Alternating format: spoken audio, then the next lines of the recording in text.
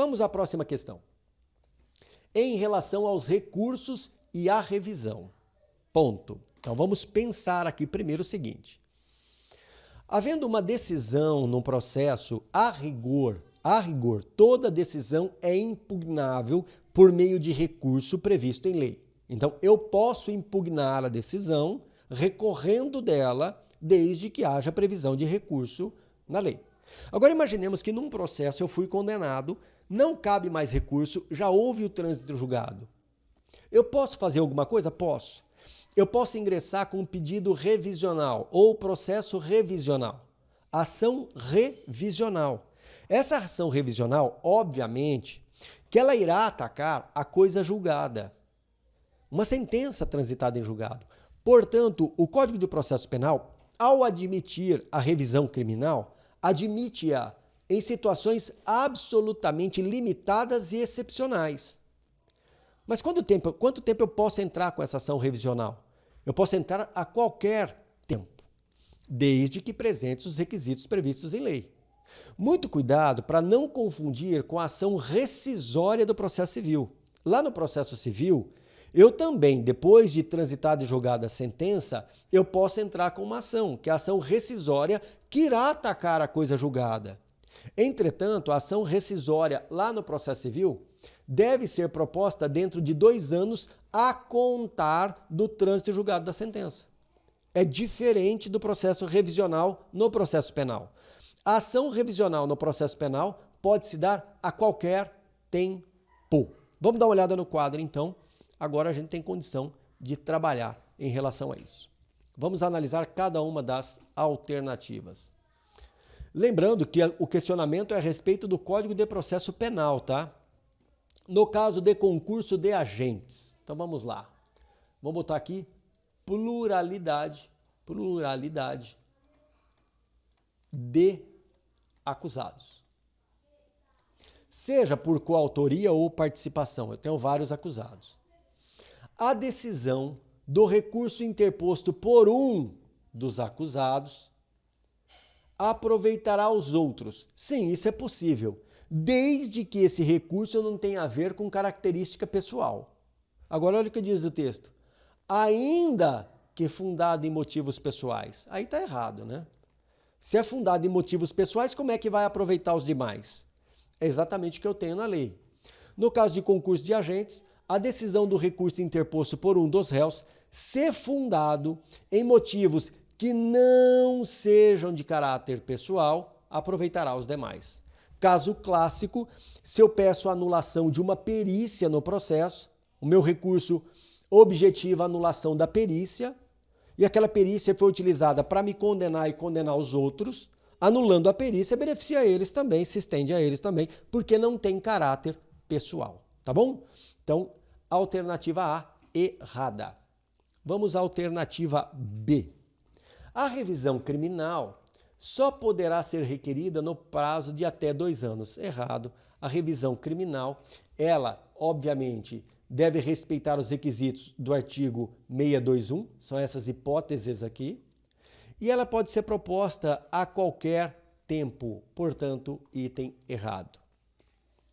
Letra C. Interposta a apelação somente pelo acusado, não pode o tribunal reinquirir testemunhas ou determinar diligências.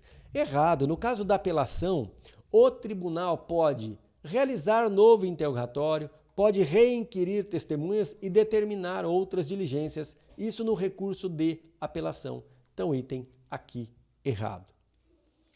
Letra D. Nos processos de contravenção, interposta a apelação o prazo para arrazoar será de 3 dias. Preste muita atenção, hein? Processo onde eu tenho uma contravenção penal. Contravenção penal. O juiz dá uma sentença. Sentença que condena. Condenatória. Condenatória. O réu pretende recorrer.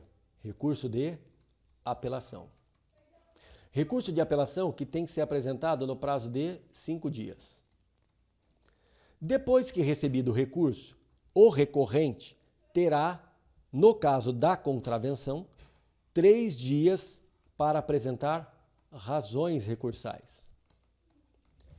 Se não fosse contravenção, se fosse um crime regrado pelo rito ordinário, nós teríamos, ou sumário, né? O prazo para razões seria de 8 dias. Perfeito. É essa a regra, e aí eu vou apagar a anotação que eu fiz, tá? Deixa eu só...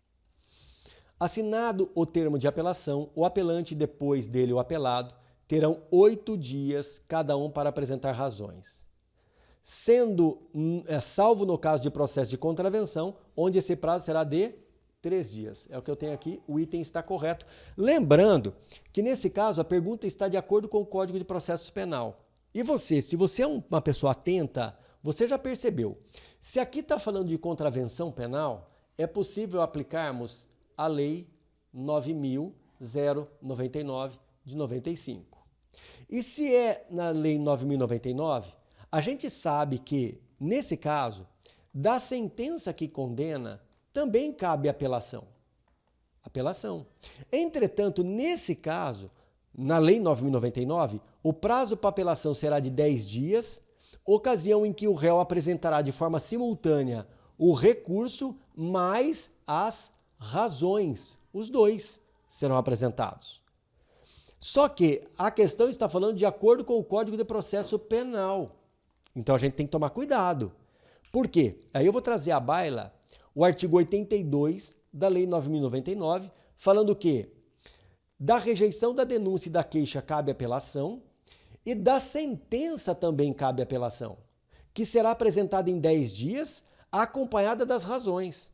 Então, essa questão nossa, quando ela fala de contravenção, seria possível aplicar-se a Lei 9.099? Seria. Ocasião em que a alternativa D estaria errada. Todavia, a questão fala de acordo com o Código de Processo Penal e não de acordo com a Lei 9.099. Então, o gabarito aqui está correto, letra D está correta. Letra E. Na apelação e no recurso em sentido estrito, há previsão de juízo de retratação? No recurso de sentido estrito, sim. Na apelação não tem juízo de retratação. Observe aqui. No recurso em sentido estrito, com a resposta do recorrido, o sujeito entra com o recurso em sentido estrito, o juiz, dentro de 2 dias, poderá reformar a sua decisão, ou seja, ele pode fazer juízo de retratação. Isso na apelação nós não temos. Então, letra E, errada. Gabarito da questão, sem dúvida, a letra D. Lembrando que a pergunta é de acordo com o Código de Processo Penal.